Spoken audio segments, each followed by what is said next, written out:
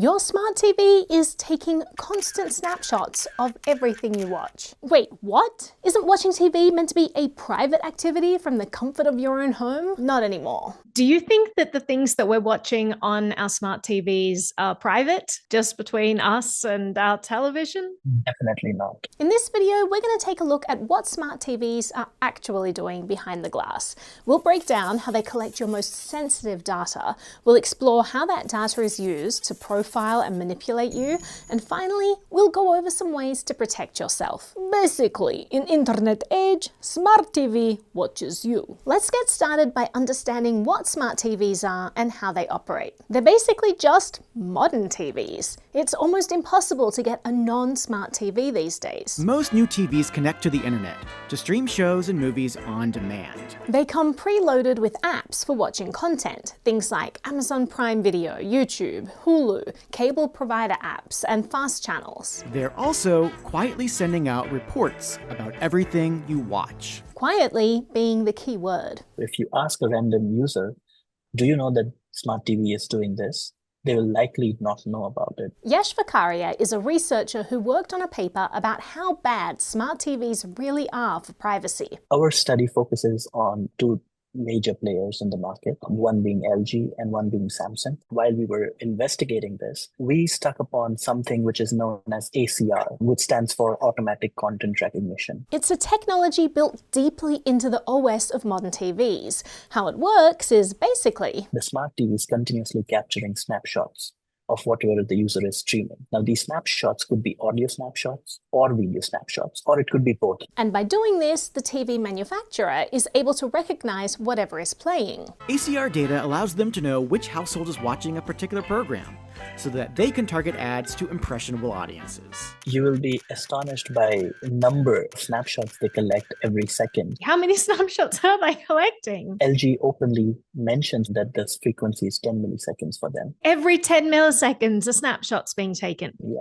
This is crazy. That's 100 snapshots every second. And for Samsung, it is 500 milliseconds. These snapshots are batched together to form something called a content fingerprint, which is sent to the TV manufacturer's servers. These smart TV manufacturers maintain their own database of these kind of content fingerprints. The server can identify what show is exactly being watched by the user based on the match. So if the content fingerprint of an NFL show matches, then the server can infer that the user is watching NFL at this moment. What if you're watching something you don't want others to know about? It is a big privacy concern for the users. But it gets worse. It's not just shows that the TV is taking snapshots of. Even when you're using smart TV as just a dumb screen by connecting your laptop using an HDMI cable, they're still performing ACR. In other words, when you connect your computer to your TV, the TV is taking snapshots of what's on your computer.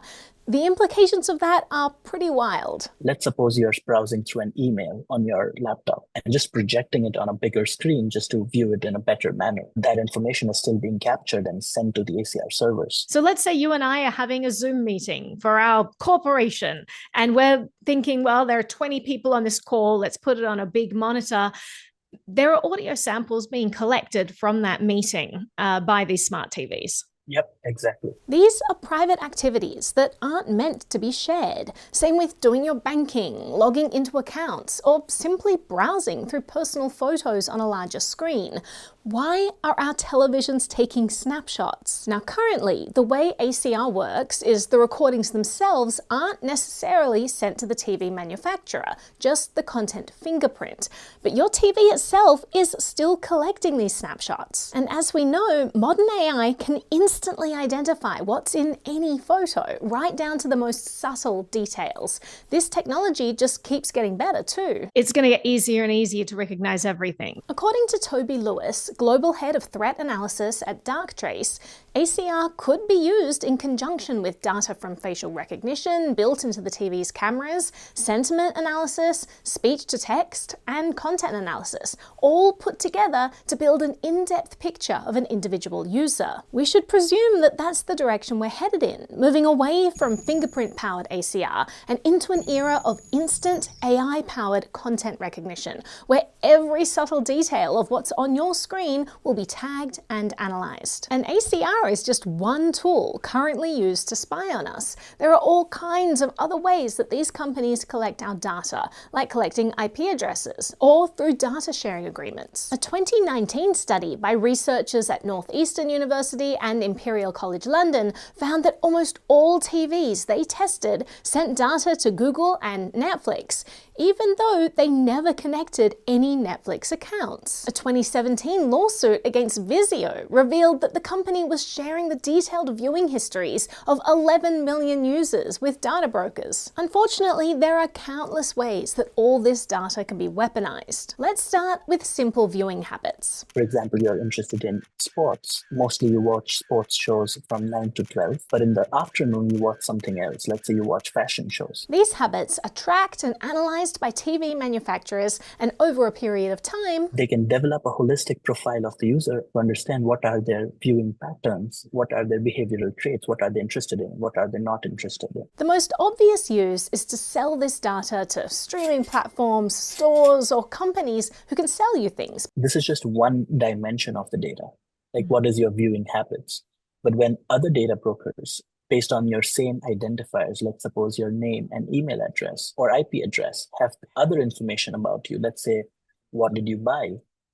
Which all hotels did you book? Where all did you travel to? When they collect all this information, it becomes a complete profile about you, wherein they know more better than you. Like, what decision would you make at this point? A known goal of this industry is cross-device tracking. The real data gold is when they link your smart TV usage with your phone, laptop, home automation or IoT devices, browsing habits, social media activity, car, wearables, transaction history, the list goes on. The Vizio lawsuit revealed that the company worked with other companies to combine data sets so that viewing habits could be paired with information like a viewer's sex, age, income, marital status, and more. Using ACR and voter databases, campaigns can know which shows persuadable voters watch most, even when the programs have nothing to do with politics. Aggregating these databases to build incredibly detailed psychological profiles about us is a trillion-dollar industry, because the more someone knows about us, the easier it is to manipulate what we think, how we vote, even whom we trust.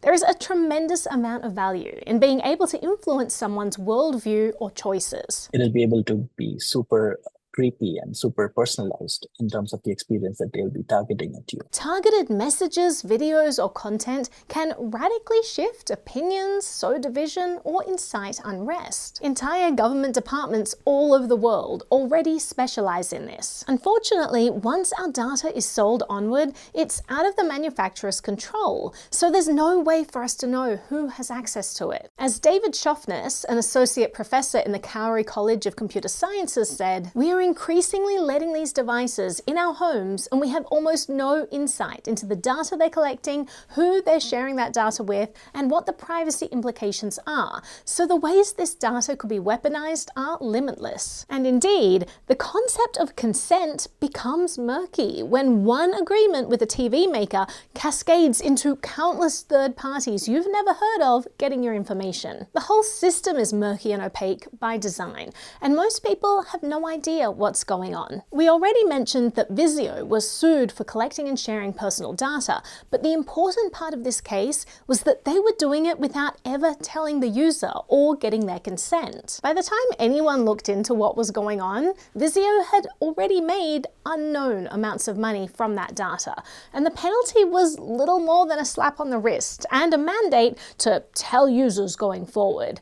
By then, the damage was done. This kind of surveillance had already been normalized, and companies were deep into our living rooms and bedrooms. After the lawsuit, Vizio and other smart TV manufacturers kept doing the same thing. The only real change was the addition of vague, buried disclosures hidden in their terms of service. When you set up a TV, you have to agree to hundreds of different things, and no one really reads these privacy policies or terms of services. They're meant to inform users, but are written more as liability insurance and leave users in the dark about what's actually going on. If they were to explain it to the users in simple terms and say, hey, you are agreeing to share that information with countless third parties who will profile you on it. I think that most people would say, wait, no, I don't want all my personal viewing habits to be monitored and tracked. But instead, smart TV privacy settings are often hard to find, and the terminology is unclear. If you dive into countless submenus, you'll find terms like Live Plus and Viewing Information Services. These terms both refer to ACR, actually. Not that anyone would know. If we're not being told what's actually going on inside the tech that we use, how are we meant to make better choices?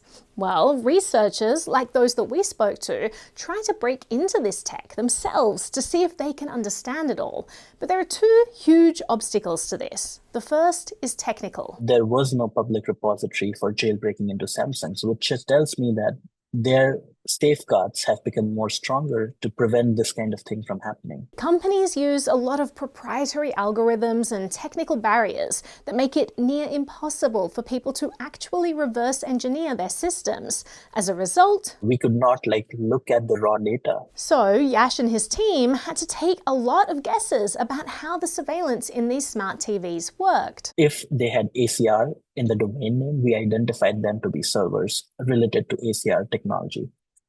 However, this is just a lower bound because we don't know if they're using some other domains for the same purposes. Let's say SamsungAds.com. It really is a testament to how opaque these systems are. The fact that you have to infer so much. The second obstacle that researchers face when trying to investigate surveillance, and it's a huge one, is legal. Companies weaponize legislation like the CFAA to silence research. The CFAA stands for the Computer Fraud and Abuse Act. Its intention is to try to protect companies and government entities from bad people breaking in and exploiting vulnerabilities. But the thing is, the CFAA doesn't actually have intent written into the law. So it doesn't tell the difference between someone who scrutinizes code in order to do harm to a business and someone who researches code in order to inform users about how the tech works and whether or not it's spying on them. Companies use the CFAA to silence researchers who expose shady practices and to deter others from doing similar investigations. As a result, researchers are often too scared to publish their findings, not because they've done anything wrong, but because they fear being sued by powerful companies under vague and outdated laws. They're arbitrarily going after security engineers who are trying to reverse engineer this kind of code. But really, it's by analyzing this code that we understand what these companies are actually doing. It's not fair that they're creating this safe moat around themselves and putting up all these barriers so that consumers never really understand what's going on. So they are kind of protecting themselves, but it is really hurting privacy research that goes into figuring out these things and what exactly these companies are doing and how are they tracking the users. We need more researchers looking into this stuff, and we as consumers need to be allowed to educate ourselves about what's actually going on. The CFAA really needs to change. So, what can we actually do to better protect our privacy if we want to watch TV? First, don't connect your smart TV to the internet. Keep the Wi-Fi on the TV off and instead watch TV by connecting a laptop or some other device that you trust more. If you disconnect the smart TV from internet, there will be no ACR traffic, so they will not be able to send any of this information to their servers. But still, this is an OS integrated mechanism, so they will still be collecting that information. And it's possible that if you ever connect to the internet in the future, that data might all be sent out in bulk. But presuming that you never connect to the internet again and only use your TV as a dumb monitor through your laptop, even if they are collecting the information, that never leaves your device. Next, you can comb through your settings to find all the different toggles on your device that need to be switched off in order to opt out. Good luck! By opt out, I mean opt out of everything related to advertising and tracking, or anything related to AI. This can be a difficult task and likely requires you going to many hidden sub-menus to find all the settings. Opting out of all of those things will block all the traffic going to the ACR servers. The TV may still collect this data, but it won't be sent off, if you trust that the TV is doing what it says it's doing, and if you can be sure that you didn't miss any settings. Another solution is you can try to find a device that isn't smart. This is not easy. It's almost impossible to buy a non-smart TV these days. I recently scoured the internet, finally found one and ordered it, and when it arrived, it was a smart TV, and I wrote to complain that none of this connectivity was in the specs, and the seller told me that, oh, well, they didn't have my model in stock, so they upgraded me. I didn't consider adding spyware to my TV, an upgrade. You might also consider buying a projector instead of a TV. There are still a few dumb projectors in existence, but even they're getting rare. Or you can look for a dumb monitor, but they only go up to a certain size, and it's nowhere near the average consumer television size these days. And we hope dumb TVs are brought back to the market instead of smart TVs. Next, we can be vocal that we value privacy and ask hard questions when we buy electronics. When you go and buy some device in the market, privacy is not really a factor that people consider. And that's, I think, partly because of lack of awareness. So we need to spread the word about what's going on and push companies to make better devices, hold them to higher standards, and tell them that privacy is important to us. Even just getting this conversation started really goes a long way to moving the needle. Finally, we can fight back against the CFAA and make sure that researchers are protected. It's just so important that people with the technical skills are using their talents to really dive into this stuff. I think it helps empower everyone. One thing that we're doing at the Ludlow Institute is trying to support more researchers with these kinds of investigations.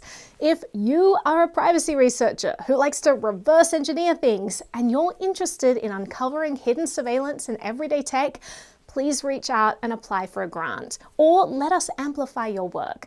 We want to help educate as many people as possible about what's going on. In summary, smart TVs are a privacy nightmare. As soon as you switch them on, they're gathering and sharing data about what you're doing, including taking continuous snapshots of everything you watch. Out of all the IoT devices, smart TVs are the chattiest, contacting not only the TV maker's servers, but also all kinds of advertisers, analytics companies, and cloud service providers. And this data can end up in anyone's hands, including government records. We shouldn't have let faceless companies and governments into our living rooms and bedrooms.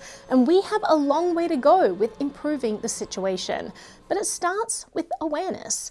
It's time to blow the lid off the pervasive surveillance in our lives. We may have gotten to a bad place, but let's make better choices going forward and start spreading the word. NBTV is a project of the Ludlow Institute, a non-profit research and media institute. If you'd like to join the cause and support our grants program where we fund privacy researchers doing important work, visit ludlowinstitute.org/donate. You can also support us by visiting our shop. Here is the latest design to drop. 10 points if you can tell me in the comments which famous statue this is based on, and I'll feature your comment in the next video. Priv-ac. Are you a privacy accelerationist?